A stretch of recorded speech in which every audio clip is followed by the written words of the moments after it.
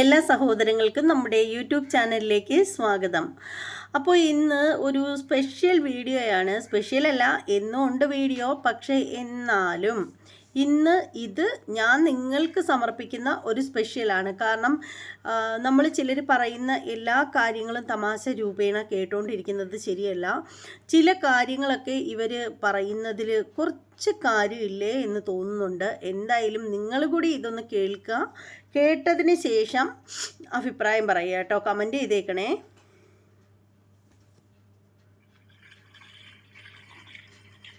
ഒരു നിമിഷം.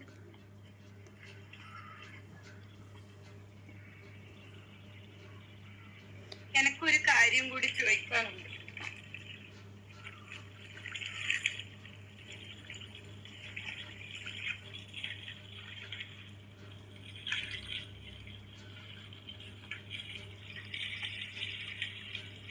ഇതവരുടെ കുളി കാണിക്കാൻ വേണ്ടിയിട്ടല്ല കേട്ടോ ഇന്നത്തെ വീഡിയോ എന്ന് വെച്ചാൽ. അവർ സീരിയസ് ആയിട്ട് ചില കാര്യങ്ങൾ പറയുന്നുണ്ട്. ഞാൻ ഡൗൺലോഡ് ചെയ്ത് വെച്ചിട്ടില്ല കറക്റ്റ് ഭാഗം നോക്കിയിട്ട്. അതാ ഇങ്ങനെ ആയിപ്പോയത്.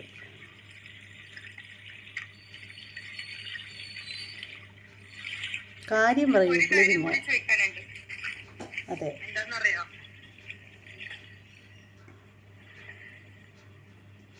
അപമാനിക്കപ്പെട്ട സ്ത്രീയെ, അതാരും ആയിക്കോട്ടെ, ഞാൻ ആരോ ആയിക്കോട്ടെ, ഞാനൊരു ദിവസം 200 അളപ്പനം പോകുന്നതായിക്കോട്ടെ, എന്നെ വീണ്ടും വീണ്ടും കോളേജിൽ അപമാനിക്കാനും ഒപ്പ് ശേഖരണത്തിനും ആ വരുന്ന തെണ്ടികൾക്ക് സംസ്കാരമില്ലാത്ത ആൾക്കാരെ ഭീഷണിപ്പെടുത്തിയിട്ടാണ് പോലും അവരെ ഒപ്പ് വാങ്ങുന്നത്. ഒപ്പിട്ടില്ലെങ്കിൽ അവരെ കോളേജിൽ നിന്ന് ട്രാൻസ്ഫർ ആക്കും, ഒറ്റപ്പെടുത്തും. അങ്ങനെയൊക്കെയാണ് ഇപ്പൊ അവിടെ ഇല്ല ആഹ്വാനം. അതായത് ഇവരെ ഒപ്പ് ശേഖരണത്തിൽ പങ്കെടുക്കാത്തവരെ ഇവര് നിയമപരമായിട്ട് നേരിടും, ഇവരെ ട്രാൻസ്ഫർ ആക്കും, ഇവരെ സർവീസ് ബുക്കില് ബ്ലാക്ക് മാർക്ക് വരും. പിന്നെ ഇവർക്കെതിരെ എന്തെങ്കിലും അവര് ഇല്ലാത്ത കഥകൾ ഉണ്ടാക്കി പരാതി ഉണ്ടാക്കി ദ്രോഹിക്കും. പിന്നെ ആ പരിസരത്ത് ജീവിക്കുന്നവർക്ക് അവരെ വീട്ടിൽ കയറി ഗുണ്ടായിസം കാണിക്കും, അവരെ പശുവിനെ കൊല്ലോ പശുവിനെ കൊല്ലോ. അതൊക്കെയാണല്ലോ ഇവരെ രീതികള്. കണ്ണൂര് CPM-ന്റെ രീതി നിങ്ങൾക്ക് അറിയാലോ. എന്റെ വീട്ടിലെ പശുവിന് മുന്നേ വിഷം കൊടുത്തിട്ടുണ്ട്, എന്റെ വീട് വളഞ്ഞിട്ടുണ്ട്, എന്റെ പട്ടീനെ കുപ്പി എടുത്തെറിഞ്ഞിട്ടുണ്ട്. അപ്പൊ അതിനൊരു സ്പെഷ്യൽ കേസ് ഉണ്ട്. അതിപ്പോ എനിക്ക് വിവരാവകാശം വഴി കൊടുത്താൽ എനിക്ക് കിട്ടും. ഞാൻ പറഞ്ഞില്ലേ, എന്റെ നേരെ ഇവര് കാണിച്ച അതിക്രമത്തിന് ഇനി ഒരു എവിഡൻസിനൊന്നും ഈ ലോകത്ത് ബാക്കിയില്ല.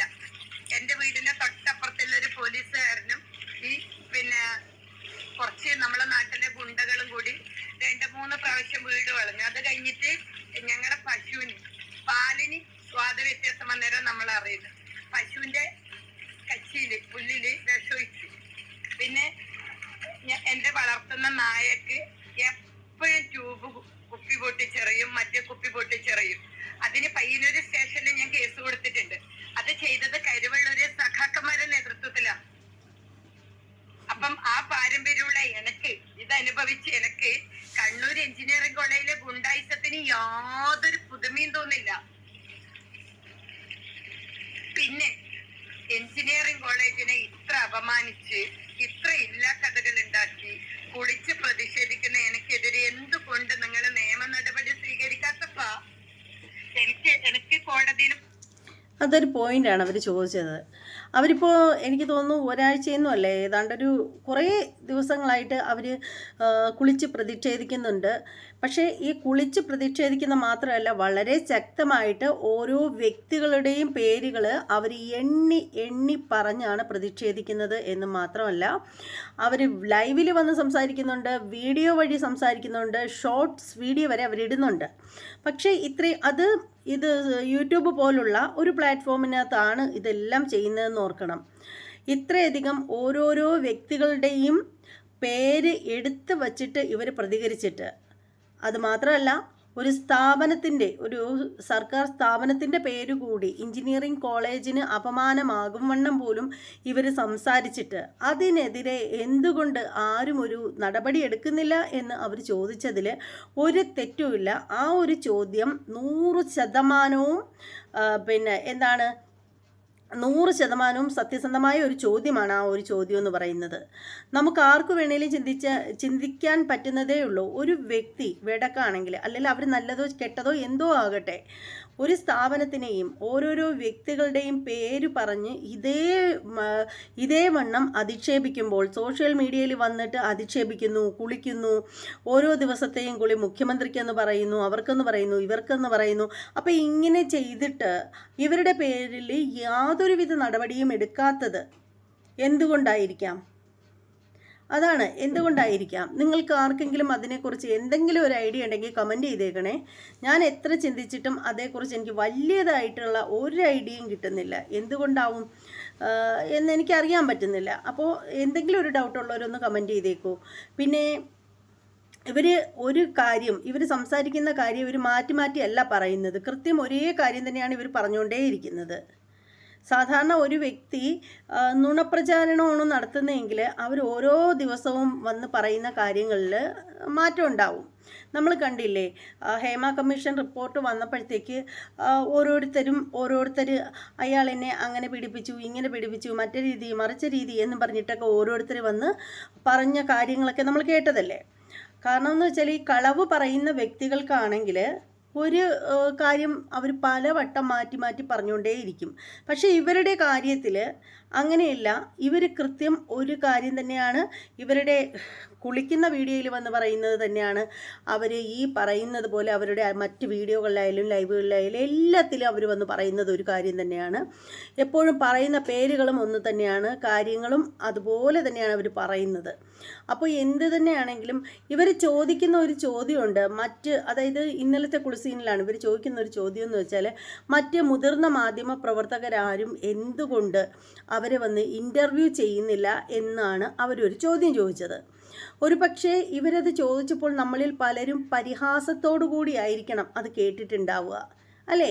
ഞാൻ പോലും. പക്ഷേ ഇന്ന് ഇവർ പറയുന്ന ചില വസ്തുത വച്ചിട്ട് ഞാൻ ചിന്തിച്ച് നോക്കുമ്പോൾ എനിക്ക് തോന്നിയൊരു കാര്യമെന്ന് വെച്ചാൽ, എന്തിനാണ് ചെറിയ കുട്ടി പാളയിൽ കിടന്ന് അപ്പിയിട്ട് കഴിഞ്ഞാൽ അത് എടുത്ത് അതിൻ്റെ പാരൻസ് ആരെങ്കിലും ഒരു ഇൻസ്റ്റയിലോ മറ്റേതെങ്കിലും ഒരു സോഷ്യൽ മീഡിയയിൽ അത് പ്രചരിച്ചു കഴിഞ്ഞാൽ അപ്പോഴേ പോവും പല ചാനലുകാരും, മുതിർന്ന ചാനലുകാരും വന്നിട്ട് ഇൻ്റർവ്യൂ ചെയ്ത് ആ കുട്ടിയെ അങ്ങ് വൈറലാക്കും. അതിപ്പോൾ നടന്നുകൊണ്ടിരിക്കുന്ന ഒരു കാര്യമാണ്, അല്ലേ?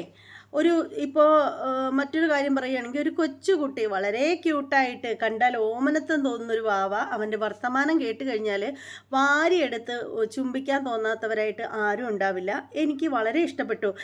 എനിക്ക് ബിർണാണി വേണം എന്ന് പറഞ്ഞിട്ട് സംസാരിച്ചപ്പോഴത്തേക്ക് അത് പല ചാനലുകളും നമ്മളെയൊക്കെ പോലുള്ള ഡ്യൂപ്ലിക്കേറ്റ് ചാനലൊന്നുമല്ല, ഡ്യൂപ്ലിക്കേറ്റ് എന്നല്ല, നമ്മളെപ്പോലുള്ള ഡൂഗ്ലി ചാനലുകളല്ല, അല്ലാതെയുള്ള വലിയ വലിയ ചാനലുകളൊക്കെ പോയി ഇൻ്റർവ്യൂ ചെയ്തു. അവൻ്റെ ബിരിയാണി കഥ നാട്ടിലെങ്ങും എല്ലാവരിലും എത്തിച്ചു, വൈറലാക്കി. ആ കുട്ടിയെ കൂടി വൈറലാക്കി.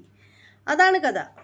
ശരിക്കും അവൻ ബിരിയാണി വേണം എന്നാവശ്യപ്പെട്ടത് ഒരു പക്ഷേ അത് പറഞ്ഞു പഠിപ്പിച്ചത് അവൻ്റെ മദർ തന്നെ ആയിരിക്കാം. അവൻ്റെ അമ്മയാണ് ശരിക്കും ആദ്യം ആ ഒരു വീഡിയോ കുഞ്ഞു പറയുന്നതായിട്ട് എടുത്തത്. പക്ഷേ അമ്മ പറഞ്ഞു കൊടുത്തതാണെങ്കിൽ പോലും കുഞ്ഞു വളരെ മനോഹരമായിട്ട് സംസാരിക്കുന്നുണ്ട്. അവൻ്റെ കൊഞ്ചിക്കൊഴഞ്ഞുള്ള വർത്തമാനം കേട്ടാലുണ്ടല്ലോ, നമുക്ക് അവനെ ആർക്കാണെങ്കിലും വളരെയധികം സ്നേഹം തോന്നും. അത്രയേറെ വാത്സല്യം തോന്നുന്ന ആ ഒരു വീഡിയോ ആയിരുന്നു അത്. പിന്നെ അതുമാത്രമല്ല, മറ്റ് പല വീഡിയോകളും ഒരു വീട്ടിൽ, അതായത് നിങ്ങളൊക്കെ ശ്രദ്ധിച്ചിട്ടുണ്ടാവും, കുറേ നാളുകൾക്ക് മുമ്പ് ഒരു ചേച്ചി അവരുടെ കുഞ്ഞു വീട്ടിൽ വെച്ചിട്ട് അവർ ഒരു ഡാൻസ് കളിച്ചിട്ടുണ്ടായിരുന്നു. നാഗവല്ലിയുടെ ഡാൻസ്, ഒരു മുറൈ വന്ന് പാർത്തായ എന്ന് പറയുന്ന ഡാൻസ് പാടി, ഒരു നൈറ്റിയൊക്കെ ഇട്ട ഒരു ചേച്ചിയാണ്, പാടി അവർ കളിച്ചിട്ടുണ്ടായിരുന്നു. അപ്പോൾ അതുപോലും മുതിർന്ന മാധ്യമങ്ങൾ ഏറ്റെടുത്തിട്ടുണ്ടായിരുന്നു. അവരെ വൈറലാക്കി അങ്ങ് വിട്ടു. എയറിൽ കയറ്റി വിട്ടു എന്നല്ല, വൈറലാക്കി. അപ്പോൾ അത്രയും കാര്യങ്ങളൊക്കെ നടക്കുമ്പോൾ ഇവർ ഒരു സ്ഥാപനത്തിൽ വർക്ക് ചെയ്യുന്ന, ഇവരുടെ പൊസിഷൻ എന്താണെന്ന് ഓർക്കണം. ഇവരൊരു സ്ഥാപനത്തിൽ വർക്ക് ചെയ്യുന്നൊരു വ്യക്തിയായിരുന്നു. അതുമാത്രമല്ല, ഇവർക്കൊരു യൂട്യൂബ് ചാനലുണ്ട്. ഇവരൊരു യൂട്യൂബർ കൂടിയാണ്. അപ്പോൾ ആ യൂട്യൂബർ എന്നുള്ള ഭാഗം എടുത്തു മാറ്റാം. കാരണം ഇപ്പോൾ ഞാൻ യൂട്യൂബറാണ്. നമുക്കൊന്നും വലിയ കാര്യശേഷിയൊന്നുമുള്ള യൂട്യൂബർമാരൊന്നും അല്ല നമ്മളാരും. പക്ഷേ യൂട്യൂബർ എന്നുള്ളത് പോട്ടെ. ഈ മീൻകാരൻ്റെ ബഹളം. യൂട്യൂബർ എന്നുള്ളത് മാറ്റി നിർത്തിയാൽ പോലും ഇവർ എഞ്ചിനീയറിംഗ് കോളേജിലെ ഒരു അധ്യാപികയാണ്. അവർ യൂട്യൂബിൽ വർക്ക് ചെയ്യുന്നു, എടുക്കുന്നു, ഒക്കെ ശരി തന്നെയാണ്. പക്ഷേ ഇവരൊരു ആരോപണം ഉന്നയിക്കുമ്പോൾ അത് എന്താണെന്ന് തിരക്കാനുള്ള ഒരു സാമാന്യ മര്യാദ സാധാരണപ്പെട്ട ഒരു പത്രക്കാരും കാണിക്കുന്നില്ല. അത് തന്നെയാണ് അവർ ചോദിക്കുന്നതും. എന്തുകൊണ്ട് മുതിർന്ന മാധ്യമങ്ങൾ ആരും എന്നെ വന്ന് ഇത്രയും ദിവസം കുളിച്ചിട്ട് പോലും എടുക്കുന്നില്ല എന്ന്. അത് വളരെ കറക്റ്റായിട്ടുള്ളൊരു ചോദ്യമാണ് കേട്ടോ.